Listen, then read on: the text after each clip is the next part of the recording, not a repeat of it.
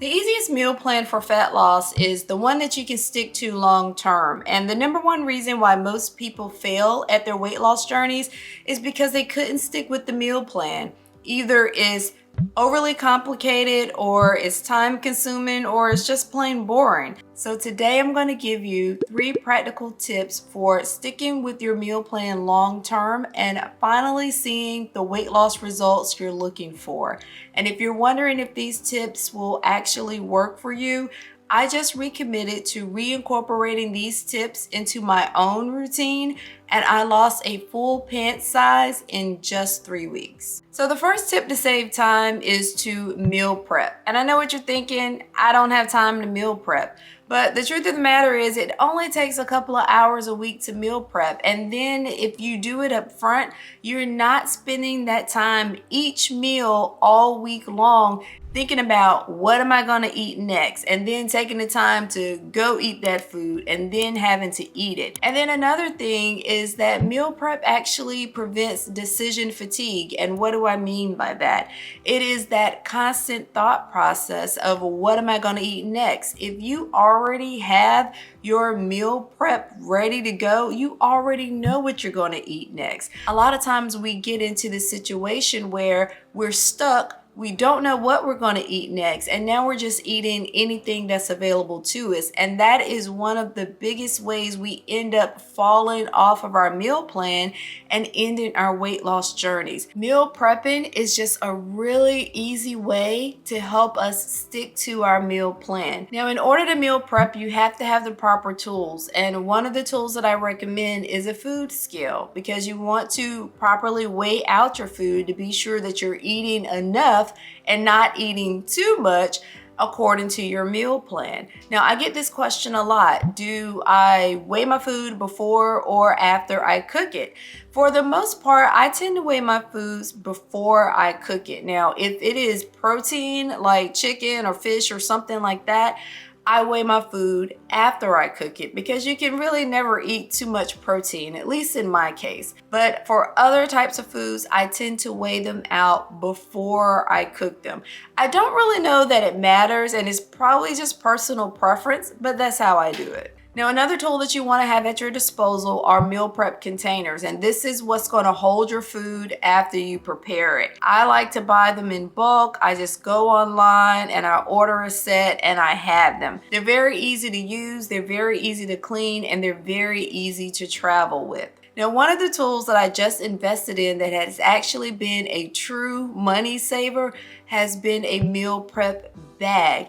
Now, I'm back in the office 5 days a week, and I found myself at lunchtime going out every day looking for meals, spending $15 to $20 on lunch. I decided when I recommitted to meal prepping that I was going to purchase a meal prep bag, and that I was going to just take my lunch with me to work. And that is what I've been doing. The meal prep containers that I have fit perfectly in this meal prep bag. I add the ice packs to them. I can pack all of my meals in this bag. It carries my protein shakes, it carries my utensils, and I have been able to save so much money because I'm not spending the $15 to $20 a day on lunch, because I have meal prepped and I've carried it with me. So this bag has been a true lifesaver, not only to my waistline, but also to my wallet. Now, when it comes to meal prepping, you want to pick a schedule that works with your schedule. Some people like to pick a day during the weekend and meal prep for an entire week. So that means that they're preparing meals for 7 days in advance. Others, like me, will break up their meal prep sessions. I like to meal prep on Sundays and Wednesdays, and by doing this, I am able to switch up what I'm eating during the course of the week so that I'm not eating the same things, and also I'm eating fresher foods. So as you get to days 5, 6, and 7, you're not really eating food that has been cooked for a week already. Now, in order to avoid overwhelm and really be able to stick with your meal plan long term, you want to keep it simple. And one of the great ways to do this is by purchasing staple foods.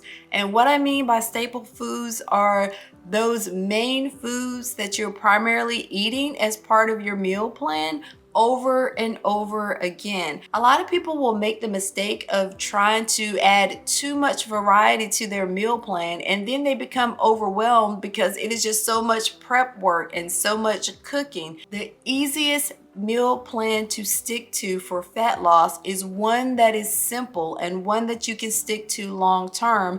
And that means, unfortunately, sometimes eating the same foods over and over again. It is how I ended up losing 70 pounds in 9 months and 90 pounds overall, by sticking to a select group of staple foods. And some of those foods that I stick to are things like chicken, eggs, peanut butter, apples, sweet potato, white rice, and green beans.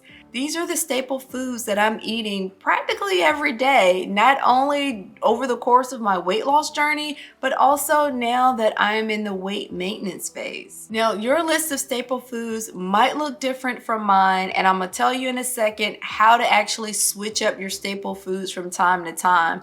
But you want to stick to a select group of foods that you're eating over and over again, because it just simply prevents overwhelm. You don't have to have that variety every single day. When you start trying to make every meal look different every single day, that is when the overwhelm kicks in, and then you just kind of throw up your hands and give up trying to follow your meal plan. Another thing that sticking with the staple foods helps with, in addition to just simplifying your meal plan, is to help you save money, because now you're able to buy in bulk. If I am primarily eating chicken Sunday, Monday, Tuesday, and Wednesday, then I can buy a family pack of chicken and I can save money, versus trying to have chicken for one meal and fish for another meal and turkey for a different meal.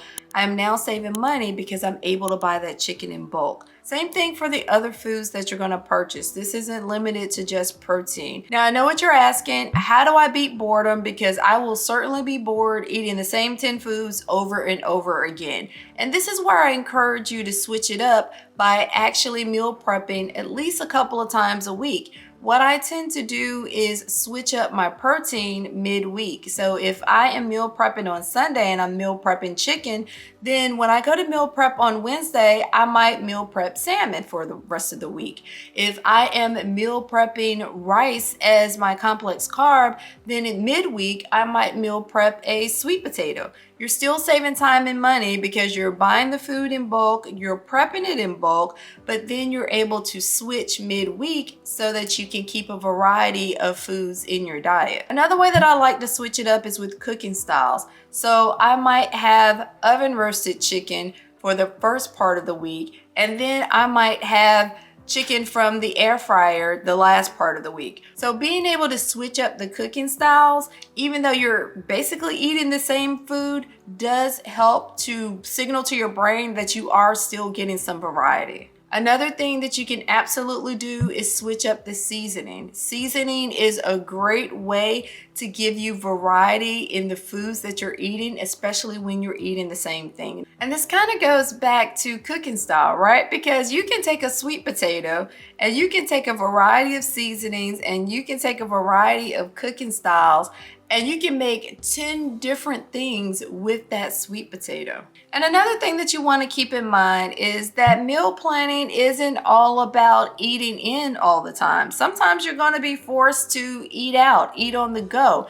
And so dining out is another way to get some variety in your meal plan. You just have to kind of plan ahead and know exactly what are the things that will fit within your meal plan and what are the things that you want to stay away from. Now, if you're interested, I prepared a quick swap list of foods that you can eat when you're dining out. And if you're interested in that, check out the link in the video description and download that. But it just simply gives you a short list of foods to look for on the menus when you're eating out, so that you know those foods that are more healthy, more nutritious for you, and therefore more likely to help you remain on your meal plan. Now, if you're following these 3 tips, meal prepping to save time, simplifying to avoid overwhelm, and switching it up to avoid boredom, you can all but guarantee your success long term at following your meal plan and therefore getting the weight loss results that you are looking for. If this video has been helpful to you and you've learned something new here or something that you want to try in the future, take a moment and give it a thumbs up so that I know that it was helpful to you and I can continue to make more content like this just for you. If you haven't joined the community yet, take a moment and hit the subscribe button. I would love to have you here as part of the Get Fit community. Take care, and I'll see you in the next video.